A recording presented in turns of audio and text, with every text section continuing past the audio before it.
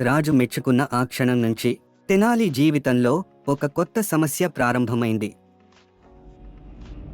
సభలో ఉన్న కొంతమంది పండితులు తెనాలి మీద అసూయతో ఒకరినొకరు చూసుకుంటూ నెమ్మదిగా మాట్లాడుకుంటున్నారు. వాళ్లలో ఒకడు నిదానంగా అన్నాడు, ఇలా వదిలేస్తే ఈ బాలుడు మనందరినీ మించిపోతాడు. మరో పండితుడు దగ్గరికి వచ్చి ఈ విధంగా అన్నాడు. అయితే ఒక పరీక్ష పెడదాం అన్నాడు. తర్వాతి రోజు సభ ప్రారంభమైంది. తెనాలిని ముందుకు పిలిచారు. తెనాలి అనే ఒక పండితుడు ఈ విధంగా అన్నాడు. ఈ ప్రశ్నకు సమాధానం చెబితేనే నీ తెలివిని ఒప్పుకుంటా.